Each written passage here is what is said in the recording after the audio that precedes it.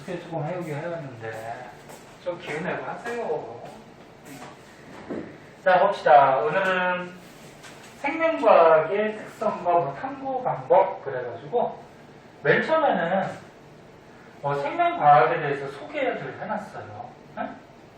소개를 해놓은 건데 이거는 뭐 너무 쉬운 내용이고 한번 읽어보면 알 수 있고 그 중에서 이제 탐구 방법, 실험 방법에 대해서만 조금 자세하게 배우면 되는데 자, 생명과학은 일단 뭐야?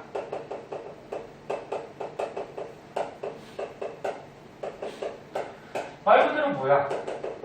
살아있는 동물, 생물, 생명체에 대해서 연구하는 거죠. 그때 다른 것들 이제 한번 읽어보시면 되고 이거 한번 볼까요? 이거 통합과학 같은 데서도 한번 배운 건데 이런 생명체들은 가장 기본 단위, 생명체의 구조적, 기능적 기본 단위라 해서 보통 세포들로 구성이 돼 있죠. 저번 시간에 배운 바이러스 같은 경우에는 세포 구조가 아니긴 하지만 대부분 세포들로 돼 있고 세포들이 모이면 뭐가 되지? 조직이라고 그랬죠? 그래서 조직이라 그러면 같은 기능을 할 수 있는 세포들이 모여있는 것들을 이제 조직들이 모여서 이제 한 가지 기능을 할 수 있는 기관들이 모여서 하나의 생명체, 개체가 되는 거죠. 그래서 개체라 그러면은 스스로 물질 대사를 하면서 살아갈 수 있는 한 마리 한 마리, 이거를 이제 개체라고 하죠. 그리고 개체군이라는 말이 있었어요. 개체군. 통합과학에서 한번 배웠어요. 개체군은 뭐야? 개체가 많이 어느 지역의 한 종류의 집단, 생물의 집단을 개체군이라고 하죠. 그래서 여기 뭐 코끼리 한 마리는 개체라고 그러고 코끼리 집단이 있어요. 어떤 지역에. 그 개체군. 그런데 이 지역에 코끼리만 살지는 않겠죠. 뭐 기린 집단도 있고 뭐 나무 집단도 있고 뭐 여러 가지 집단들, 생명체들이 많죠. 그래서 어떤 지역에 사는 생명체 무리들을 합한 거를 뭐라 그래요? 군집이라고 하죠. 군집. 그리고 여기에 생명체들이 살아가는 환경까지 더한 거를 생태계, 이렇게 얘기를 해주죠. 그래서 생명체 하나의 개체를 이루고 있는 단위라기보다 구성 단계와 개체들이 모여서 생태계가 이루어질 때까지 구성 단계 참고삼아 봐두도록 하고. 응? 자, 거기 이제 위에는 뭐 생명과학의 뭐 정의라고 해서 살아있는 생물의 특성과 생명현상을 탐구해서 뭐 생명의 본질을 밝히고 읽어보시면 되죠. 밑에는 생명과학을 조금 분류해서 생명과학 안에 여러 개의 학문들이 이렇게 있다. 뭐 보시면 되고 이렇게 간단하게 지나가는 거는 뭐 학교 시험이나 모의고사에 나올 수도 있지만 그게 뭐 중요한 건 아니죠. 그 중에서 이제 오른쪽 페이지에 과학적 탐구 방법이 이제 중요한데 자, 탐구라 그러면은 간단히 얘기하면 뭐 얘기하는 거예요?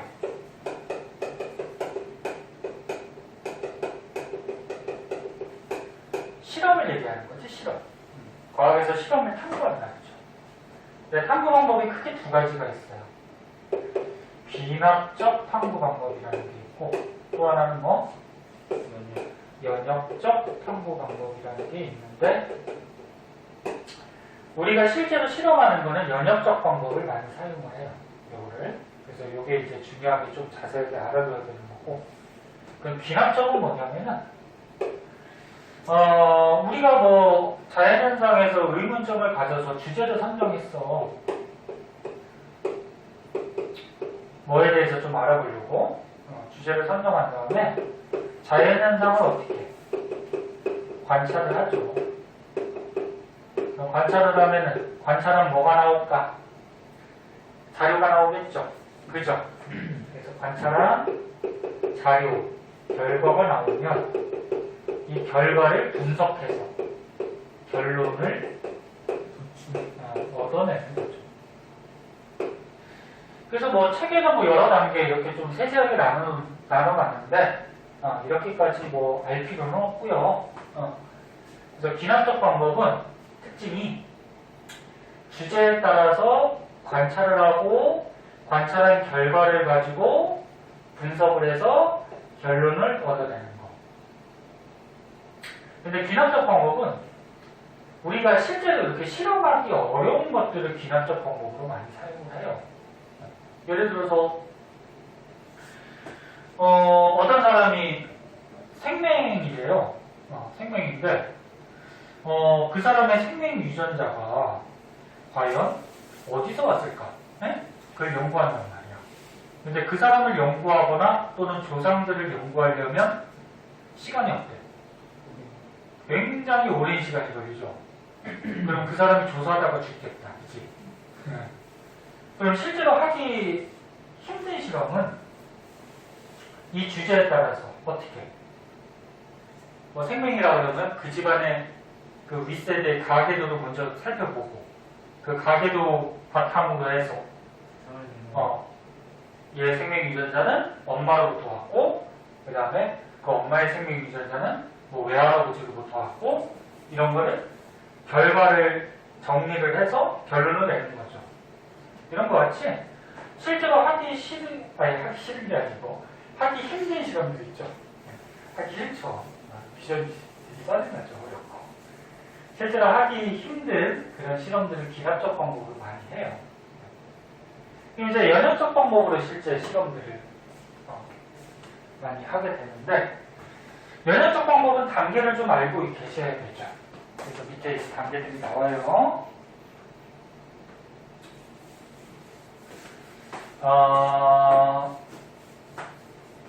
요걸로 그냥 한번 보자. 자연현상을 관찰하다가 어떤 문제를 우리가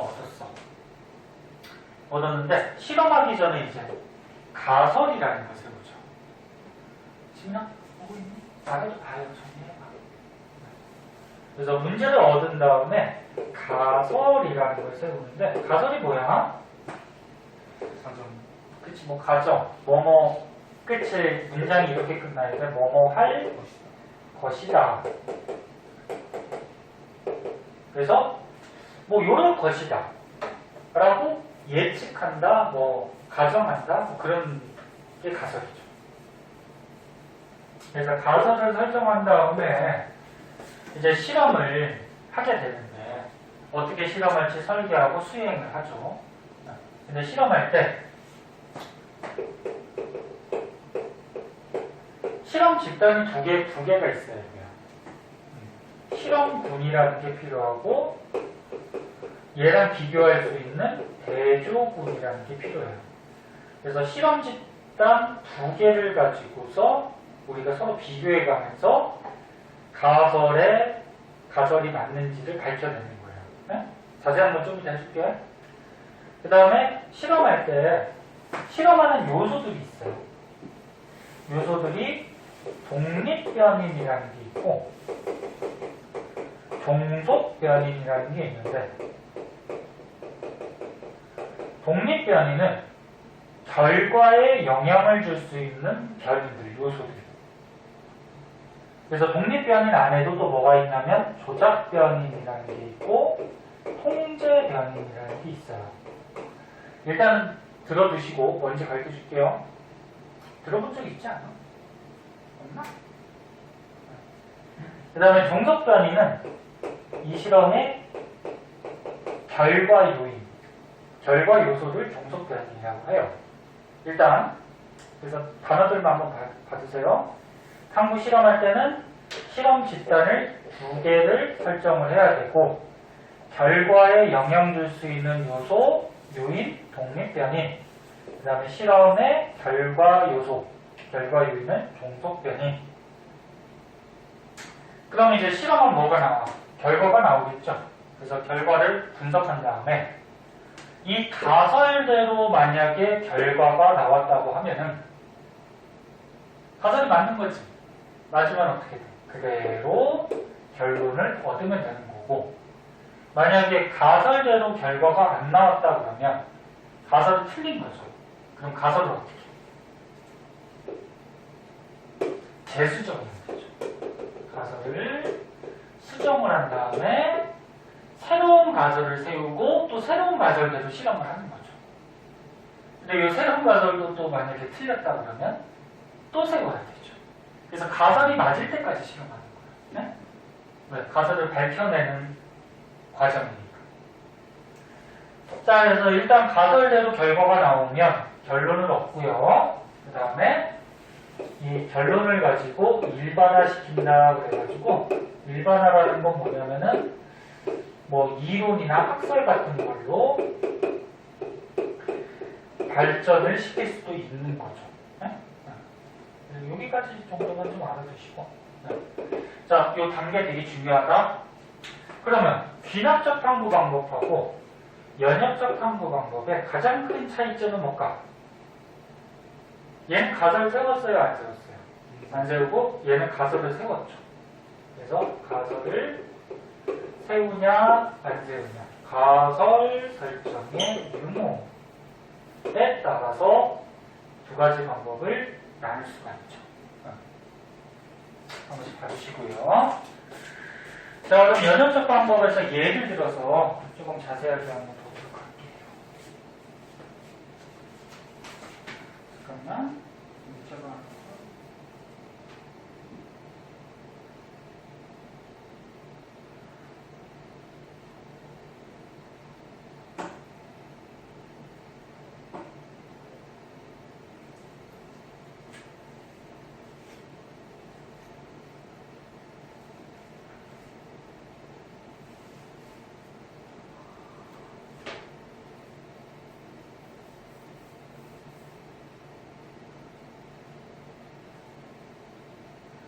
자, 선생님 사진 찍으러 왔었지? 너는 제발 이렇게 필기한 거 좀 찍어주면 좀 봐. 서희이 똥 쌀 때 보고 있니? 응? 똥안 써요. 똥 안 쌌어? 어휴, 깨끗한 척을 하는 거야? 아니면 옛날에 그 말도 안 되는 분명한 거. 예? 옛날에 텔레토비라고 얘가 텔레토비라고 있거든. 아니? 텔레토비는 똥구멍이 없어요. 그래서 똥을 안 싸요. 텔레토비 잘 보면 똥구멍이 없어요. 만화에 나와요? 네? 똥안 산다는 게 나와요? 아니, 안 산다는 게 나오는 게 아니고. 가설이에요? 네? 가설이에요?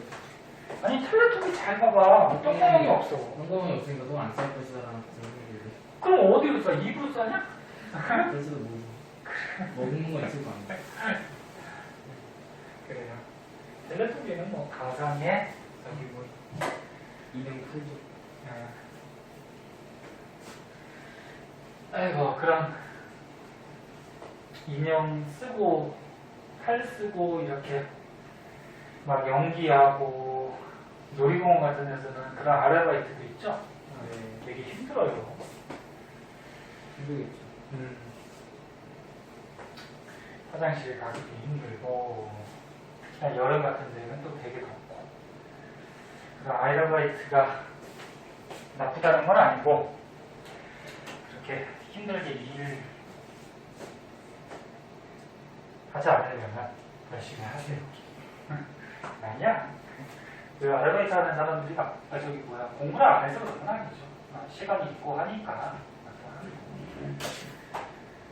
자, 실험부는, 자, 여기다 다시 한번 쓰자.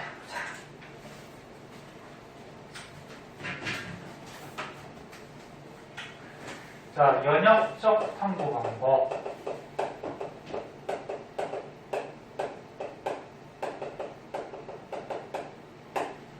외우라고 다시 쓴 거야. 첫 번째 뭐야? 자연현상을 관찰해서 문제를 얻고요. 그 다음에 가설을 세우고요.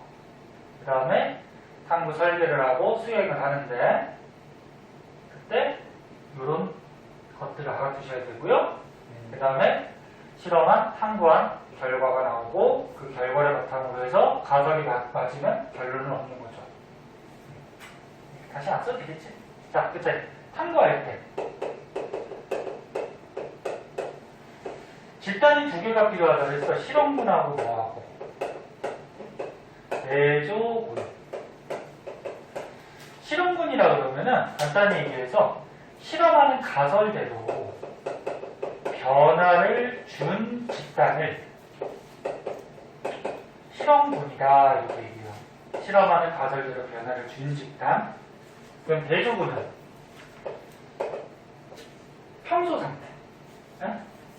어떤 생물을 관찰한다 그러면 평소 상태로 변화를 주지 않은 그런 집단을 대조군이라 해. 그러니까 평상시 상태하고 실험하는 목적대로 변화를 줬을 때하고 비교를 해줘야죠. 그래야지 변화를 줬을 때 무슨 변화가, 무슨 현상이 나타나는지를 알 수가 있는 거지. 네?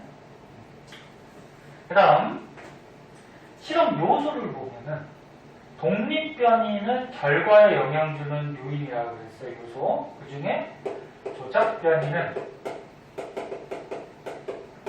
실험하는 목적대로, 즉 가설대로 변화를 주는 요인.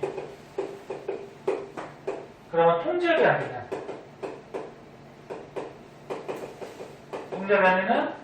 실험 외적인 요인이야. 그래서 일정하게 해줘야 하는 요인. 그러면 종속변이는 실험한 결과를 나타내는 요인. 간단히 정리하면 이렇게 됩니다. 네? 그래서 이제 문제 같은 데서는 이런 예들을 가지고 많이 나와요. 그래서 밑에 있는 예로 한번 보자. 자, 밑에 있는 것 중에 두 가지가 잘 나오는 실험인데요. 첫 번째 거 한번 볼까? 플레밍의 페니실린 발견.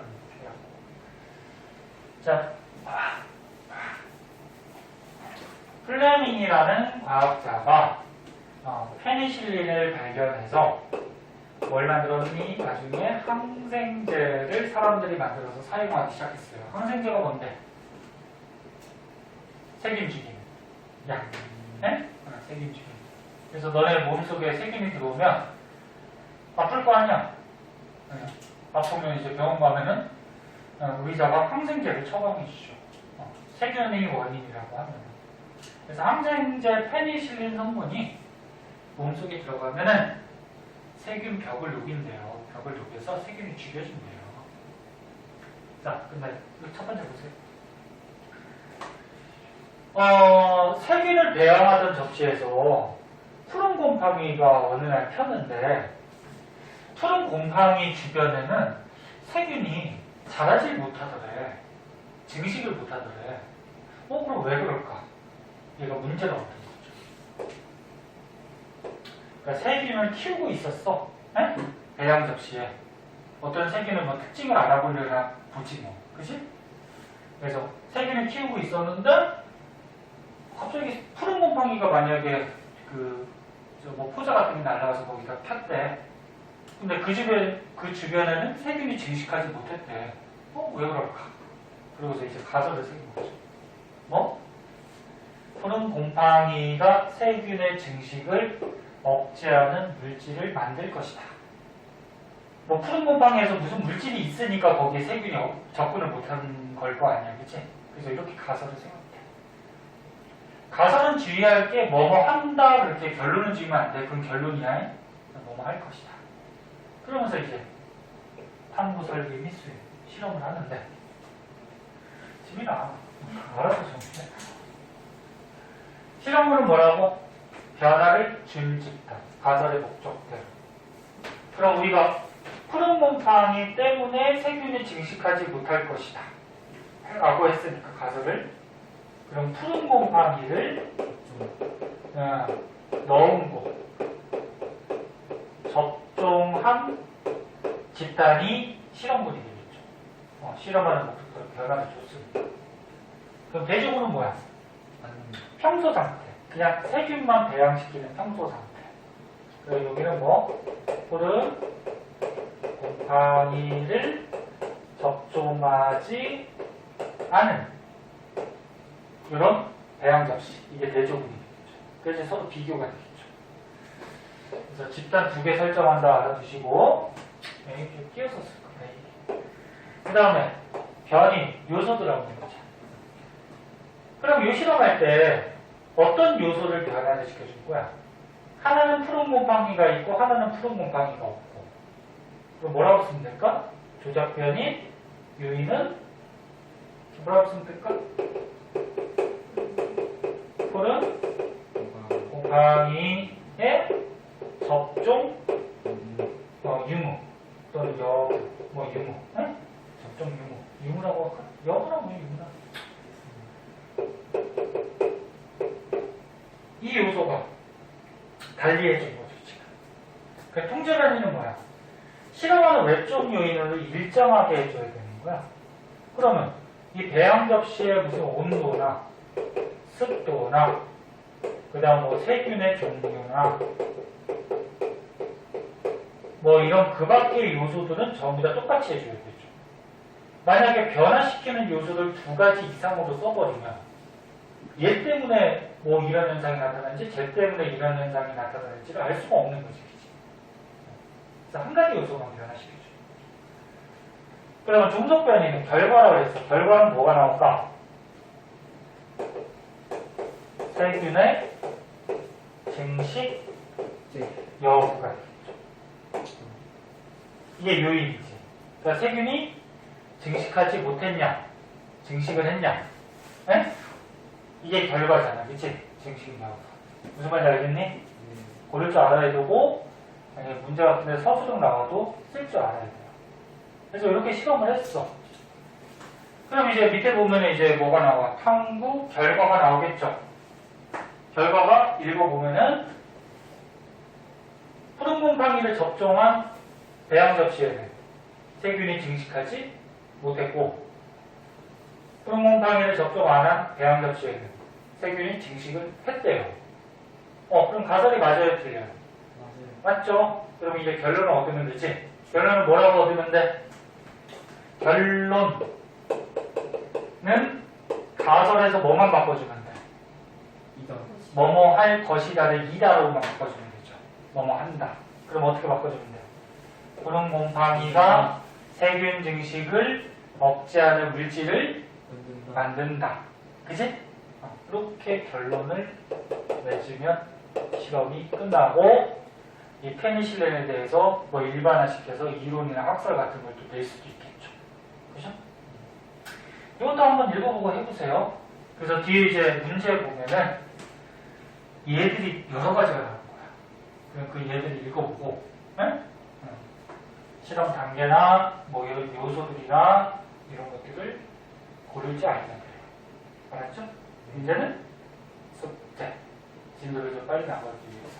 알았지? 선생님이 자꾸 진도 지금 빨리 나가는 거를 불만 저기 하지 말고 나중에 보면 다 이해를 할 거야. 그래야지 시험 기간에 시간이 좀 많으니까 문제 많이 풀어볼 거야. 그치? 그래서 숙제 해봐라. 그리고 모르는 거 꼭 체크해오고. 자, 그 다음에 이제 넘어가시면 생명과학에 대해서 이제 본격적으로 이제 나오게 되는데 너는 문제 되게 많다. 많이 안 되는데요? 앞에 거 안 해온 사람은 되게 많을 거야. 우리가 밀려요. 앞에 거 했는데도 많은데요?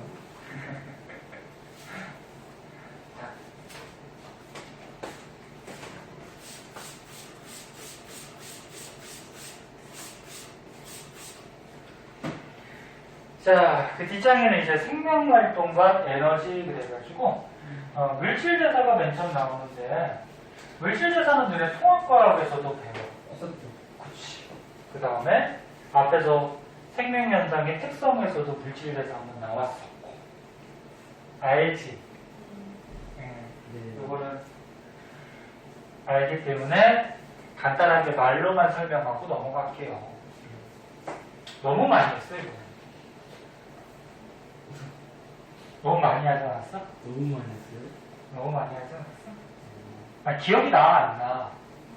만나면 맞나? 해보자.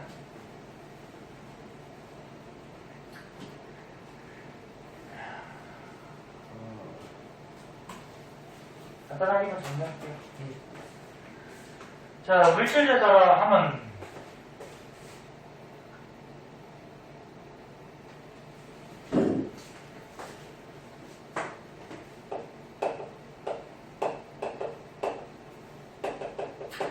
살아있는 생명체에서 일어나는 뭐야? 응? 여러 가지 화학 반응들이 물질대사고 주의할 거는 생명체에서 일어나는 화학 반응들이지. 그래서 크게 동화작용하고 이화작용. 동화는 간단히 얘기해서 뭐야?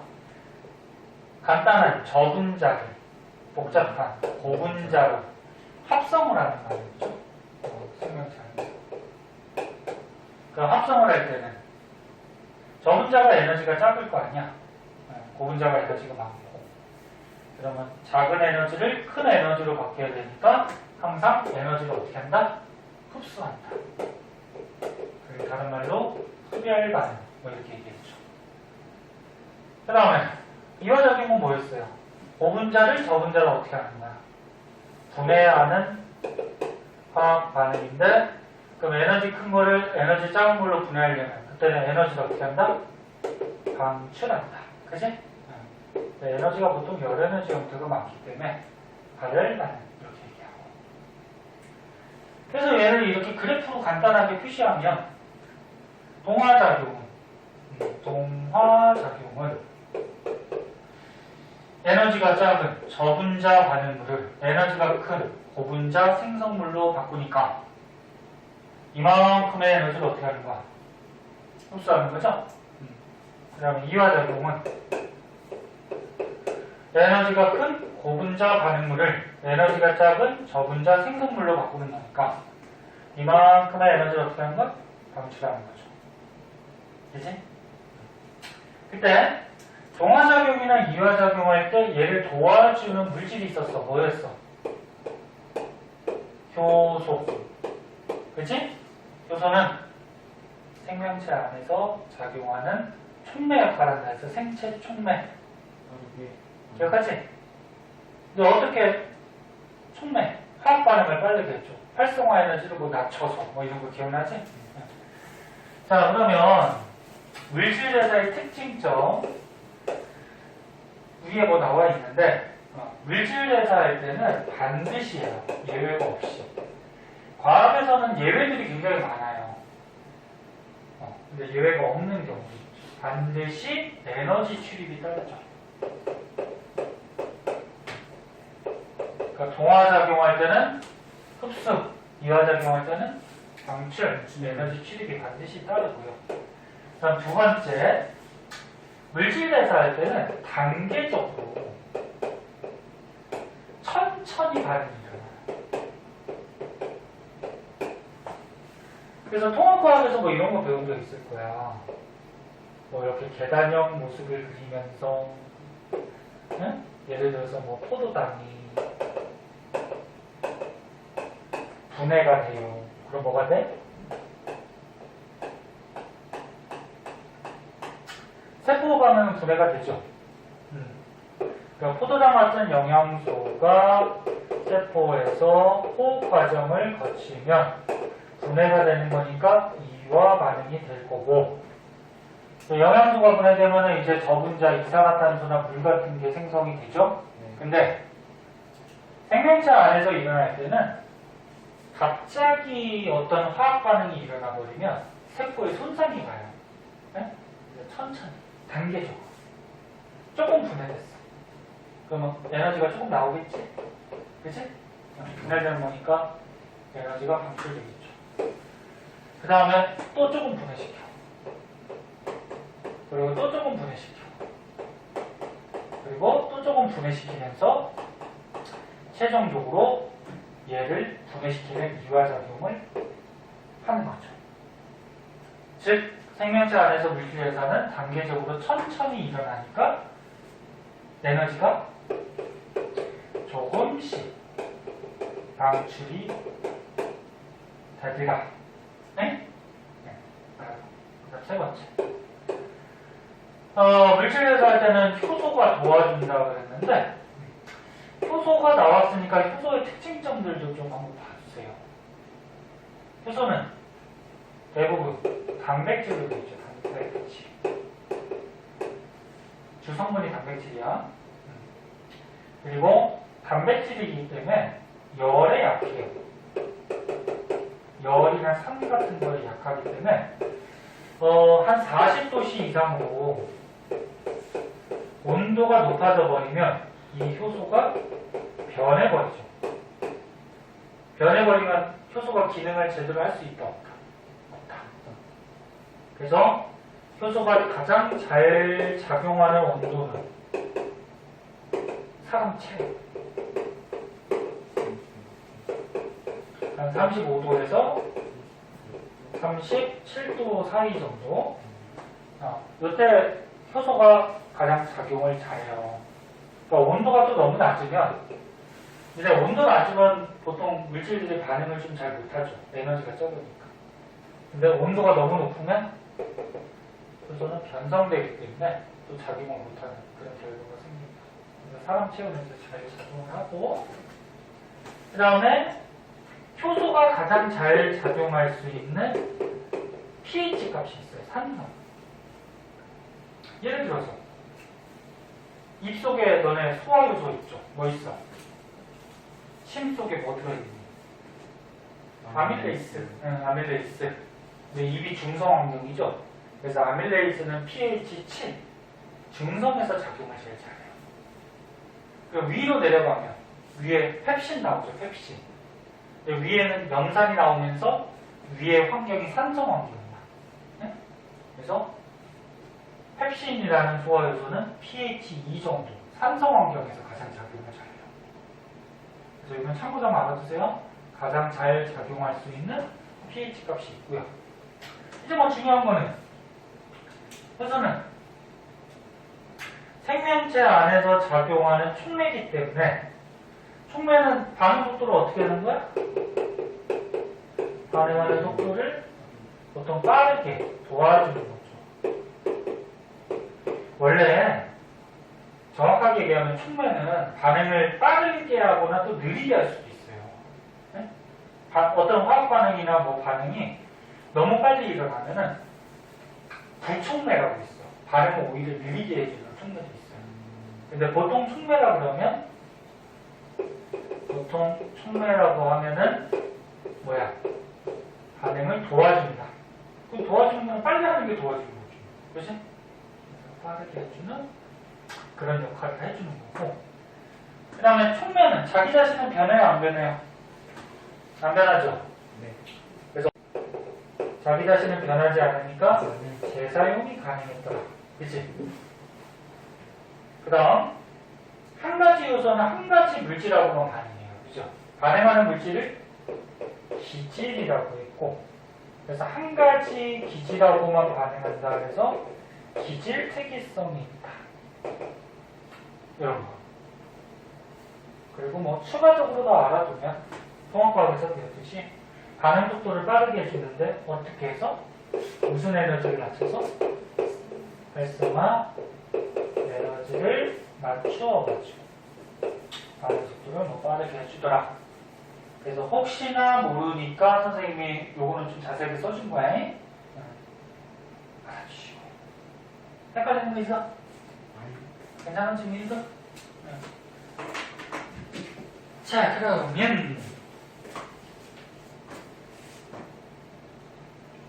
오른쪽에는 이제 통합과학에서 안 나왔던 새로운 게 나와요. 봅시다. 뭐 이런 얘들은 알죠? 동화작용, 단백질 합성, DNA 합성, 광합성. 이게 전부 다 저분자가 고분자 합성되는 거. 이화작용은 세포, 뭐 소화. 응? 자, 그 중에서 이제 세포 호흡에 대해서 조금 자세하게 나오는데요.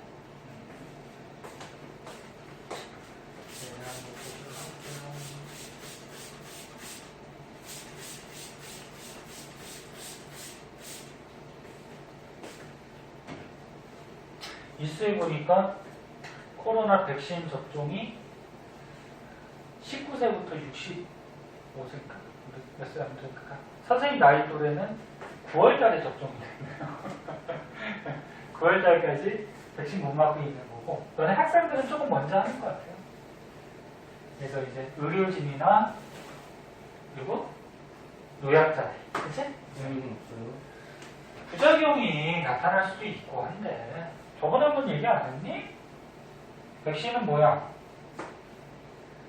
치료제가 아니고 뭐라 했어? 그거 조금만 더 죽어서 예방하는 거라 했죠? 한신가 같은데. 그렇지. 그래서 코로나 균 약한 거나 또 죽은 시체 이런 거를 몸속에 주입하기 때문에 몸이 좀 안 좋은 사람은 그럴 수 있다. 부작용 같은 것들이 나타날 수가 있죠. 근데 보통 건강한 사람들은 부작용이 그렇게 거의 없을 거예요. 사람들이 부작용 때문에 너무 걱정이 걱정을 맞아야 해요. 되는 거예요? 응? 무조건 맞아야 되는 거예요? 맞아야지. 그래야지 몸에 항체가 생기고 기억세포가 생기고 그래야지 우리나라 사람들이 다 그 코로나 바이러스에 의해서 항체가 생겨야지. 안 맞는 사람들이 많으면 어떻게 돼? 그 사람들이 또 걸리면 또 뭐 다시 퍼질 수도 있죠. 자, 봅시다. 세포.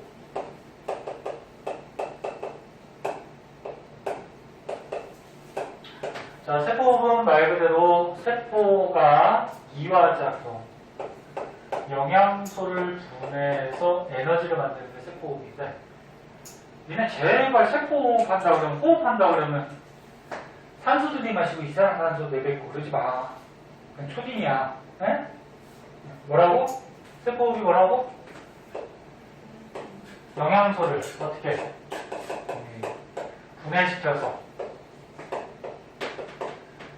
우리가 살아갈 수 있는 뭘 만드는 거야? 에너지를 만드는 게 세포호흡이죠. 그 과정에서 영양소 분해할 때 뭐가 필요한 거야? 산소가 필요한 거죠. 네. 무산소 호흡하는 생명체도 있어요. 근데 무산소 호흡하는 것보다 산소 호흡을 하면은 효율이 더 크고 에너지 발생량이 더 커요. 응? 그래서 보통은 고등한 생물들은 다 산소 호흡하죠. 그럼 영양소를 분해시키면 노폐물로 뭐가 나와?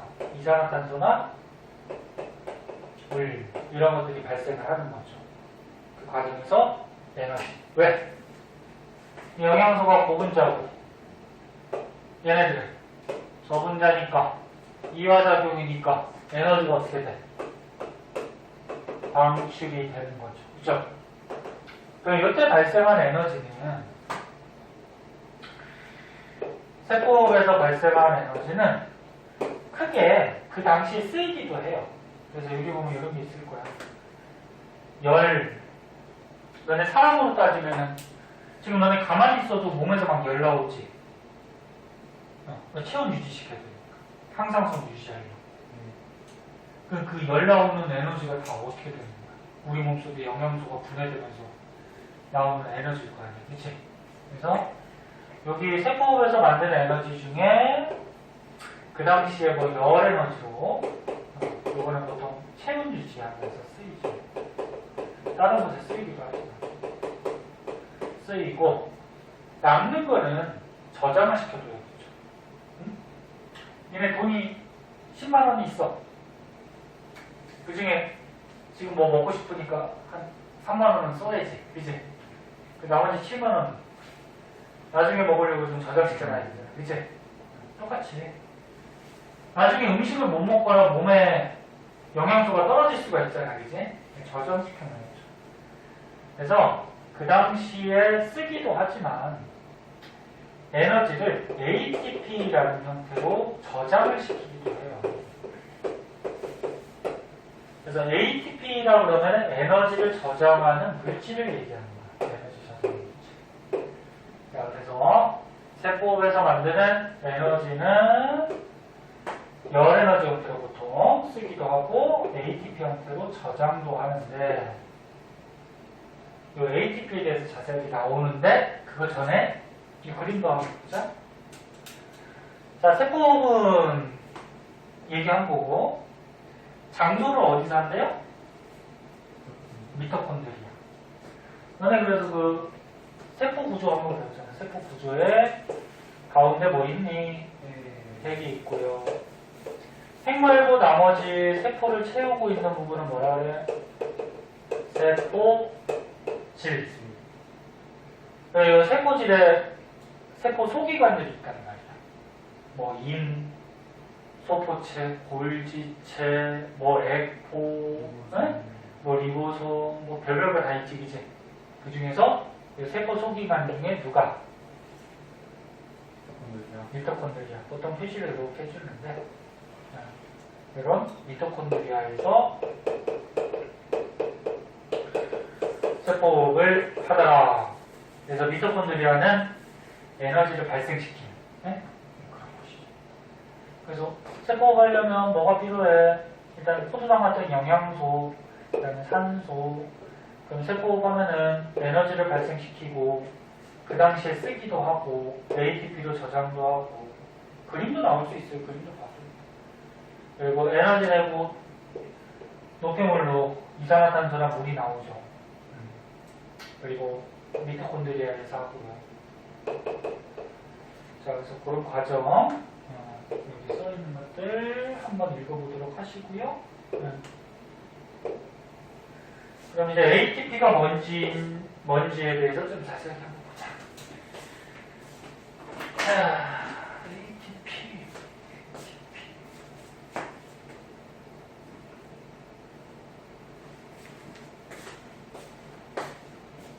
힘들다. 이제 선생님 수업 시작한 지 6시간이 다 돼가네. 네? 네. 앞으로 또 한 2시간은 더 해야 되는데.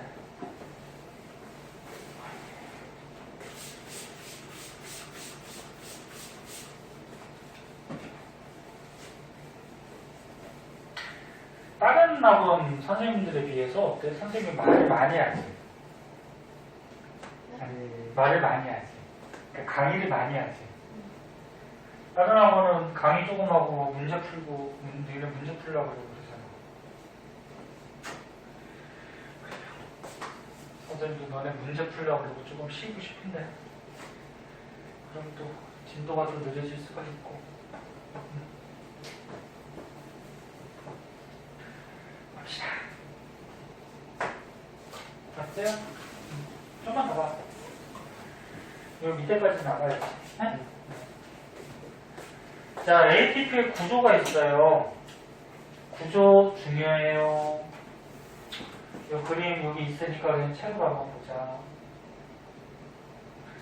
이 전체 지금 구조가 ATP인데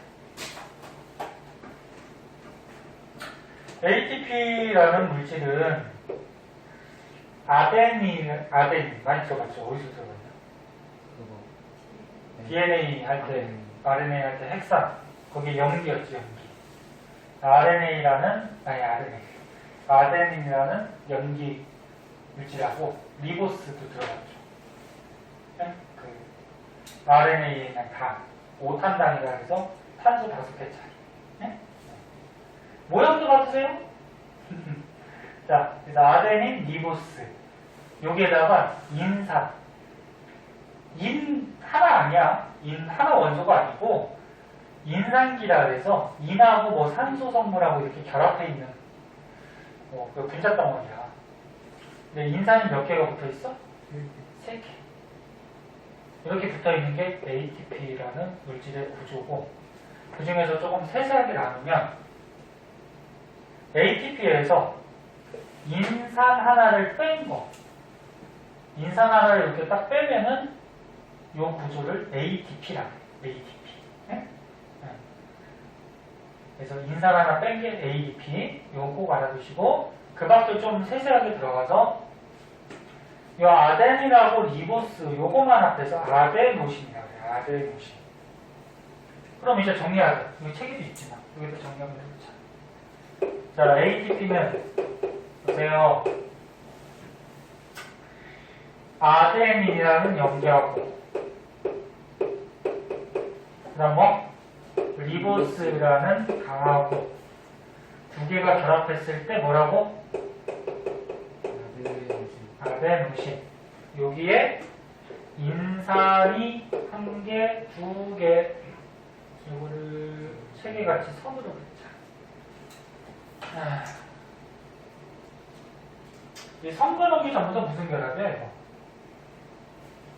화학에서 공유결합이지 뭐. 공유결합은 저렇게 선으로 그리지. 네? 여기에 인산이 세 개가 이렇게 붙어 있는데 이 중에서 아데노신 플러스 인산 두 개까지 이걸 뭐? ATP 그리고 세 개까지 다 합해서 ATP 이렇게 얘기하는데 여기서 중요한 게 이거야. 인산끼리 결합하고 있는 요 결합이 있어요. 이 결합하고 있는 에너지가 되게 커요. 어? 이걸 그래서 고에너지 인산결합이라고 하거든. 얘가 결합을 하고 있을 때 에너지가 굉장히 큰 에너지를 갖고 결합하고 있어요. 그러면 얘가 이제 에너지를 저장하고 있다가 우리가 에너지가 부족할 때 방출해야 될 거 아니야? 써야 될 거 아니야? 쓸 때 얘가 끊어지는 거죠, 얘가 끊어지면서 인산 하나가 떨어져 나가면서 이 결합하고 있는 고에너지 인산 결합이 끊어지면서 여기 결합하고 있다는 에너지가 방출되는 거야. 네? 그럼 에너지 방출하면 뭘로 바뀌어? ATP로 바뀌는 거지. 이해됐니? 그래서 그게 이제 밑에 그림으로 좀 나올 거예요. 한번 보자. 보면은 요거리도 볼 줄 알아야 돼. 봐봐. 여기까지 보고 잠깐만 쉬었다 할게 보자. 여기를 보면은 자, 세포업했어. 에너지 그 당시에 쓰기도 하고 에너지를 저장을 해야 될 거 아니야? 저장을 할 때 그 전에 몸 속에 있던 ADP를 ATP로 합성을 하면서 저장을 하는 거죠. 합성하는 거니까 동화야, 이거야. 동화죠, 이거 동화. 동화작용을 하면서 ADP를 ATP를 합성을 하는 거야. 그러니까 ADP가 인산이 하나 부족하죠? 이 인산을 갖다 붙이는 거야. 그러면 저분자가 뭐가 돼? 고분자가 되죠? 그럼 저분자가 고분자가 되려면 에너지를 흡수해야 되는 거지? 네. 흡수해서 그 흡수한 에너지가 이 인산 결합에 쓰이는 거죠. 네? 그래서 결합에 에너지가 들어있는 거야. 그래서 에너지를 저장할 때는 ADP를 ATP로 바꾸는 과정, 이런 과정에서 저장이 되고, 쓸 때는, 필요할 때 쓸 때는 거꾸로 바꾸는 거죠, 뭐. 그치? ATP 고분자를 ADP 저분자로 분해를 하는 거죠. 분해한다는 거는 요 고에너지 인산 결합을 끊어주는 거지. 네. 끊어주면서 분해하니까 일종의 이화작용이죠. 이화작용할 때는 에너지가 어떻게 된다? 방출되죠. 얘는 흡수, 얘는 방출. 그럼 이제 다시 ADP로 바뀌겠지. 그치? 그래서 이런 과정이 세포에서 반복이 되는 거죠. 그리고 이때 방출된 에너지는 뭐 상식적인 얘기죠. 뭐 우리가 근육 운동 한다거나 체온 유지한다거나 뭐 정신활동. 이제 공부하는 것도 에너지 많이 쓰여요. 응? 정신활동. 그 다음에 생장, 남는 거는 몸에 쌓여갖고 자라겠죠. 뭐 이렇게 소리 내는 거. 선생님 지금 목소리 하루 종일 내고 있는데 얼마나 에너지 소비가 많겠니? 그러니까 살이 안 찌지, 지나치지. 살 좀 쪄야 되는데. 큰일 났다. 자, 그래서 이 과정 되게 중요한 거니까 꼭 알아두세요. 이해됐나? 네. 됐어요? 자, 조금만 셔트 할까요, 그럼요? 잠깐만 셔트 하자.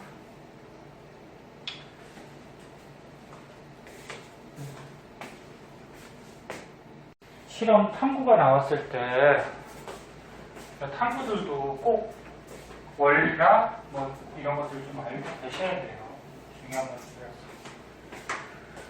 자, 여기에 보면은 효모의 이산화탄소 방출량 비교하기 이렇게 나와 있는데 제목이 얘는 제목을 안 읽는 경우가 있는데 제목이 중요한 거죠.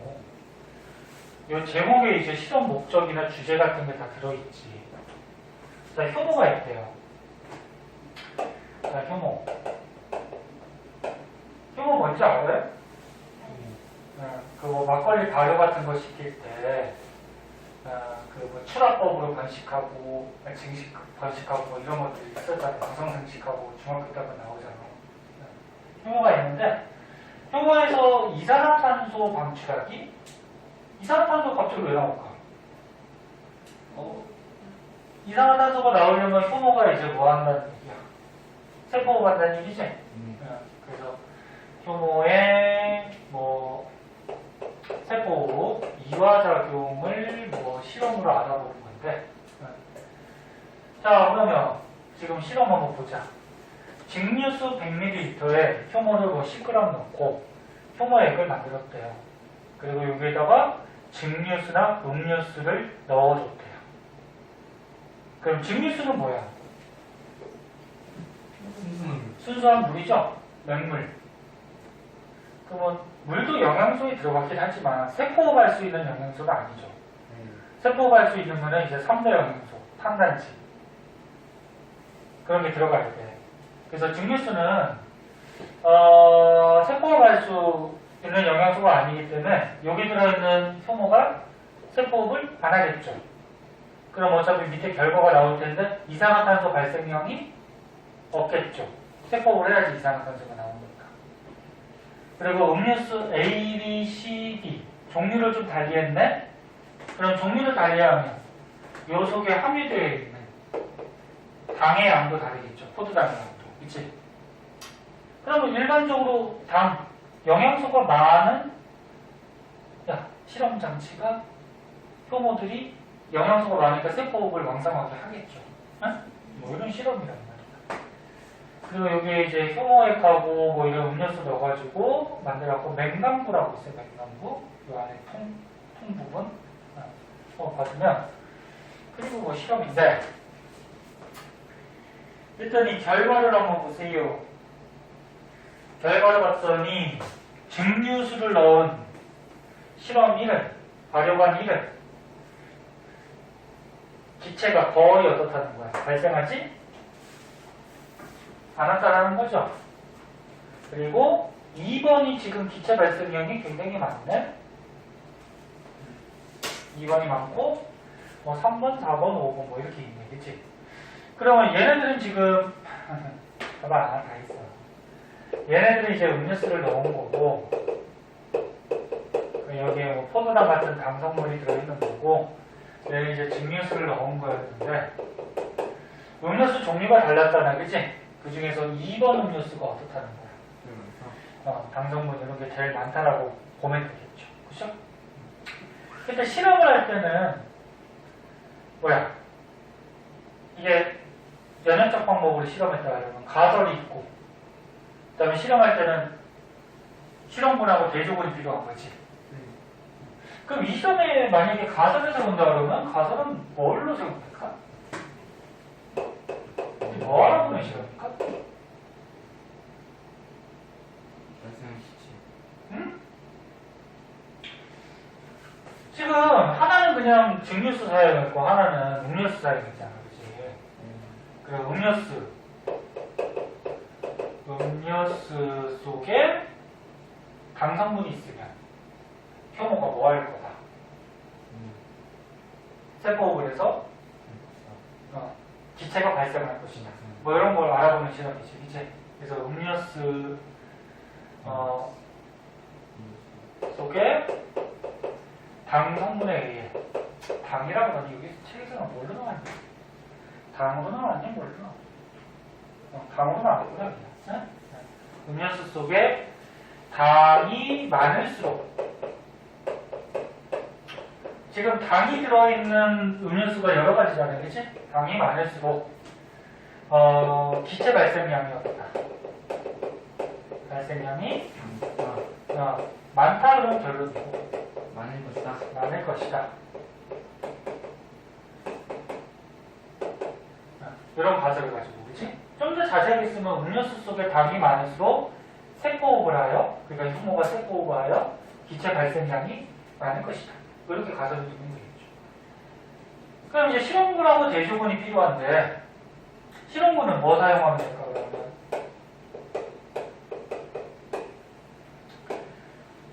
우리가 음료수 속에 당이 있어야지 기체가 발생할 거 아니야, 그치? 네.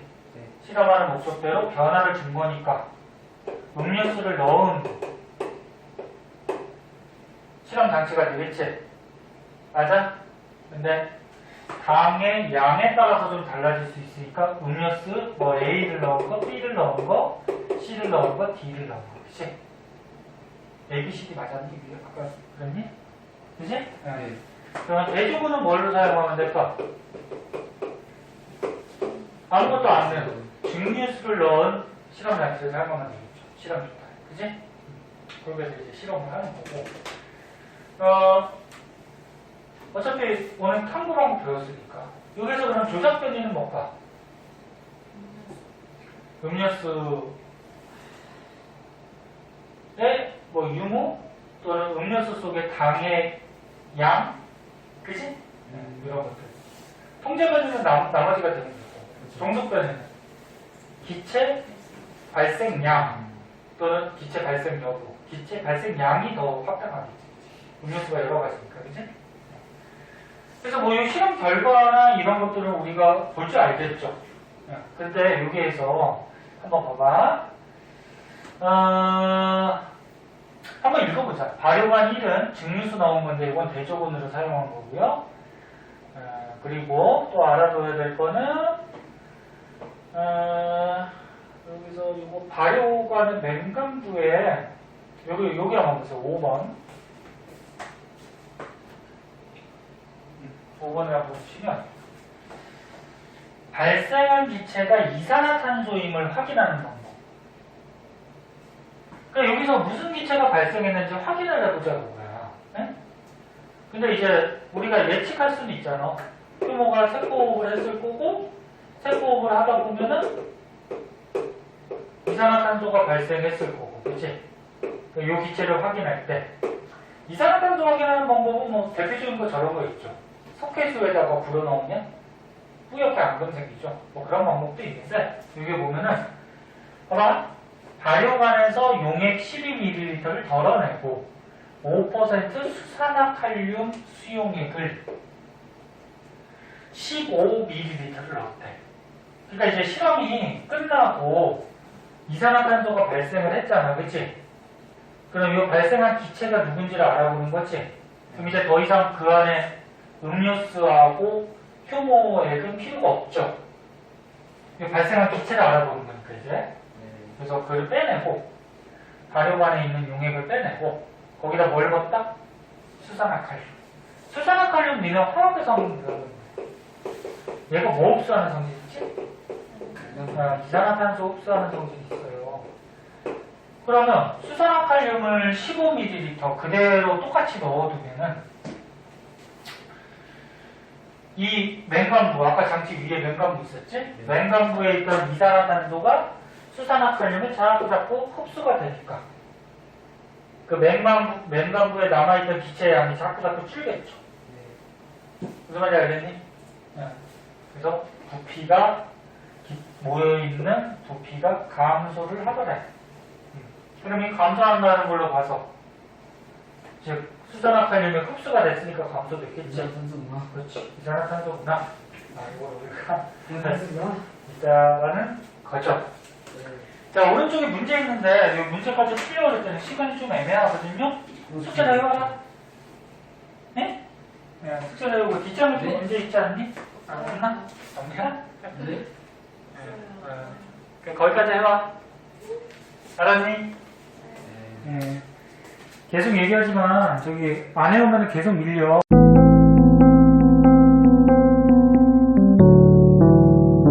구독과 좋아요 꾹꾹.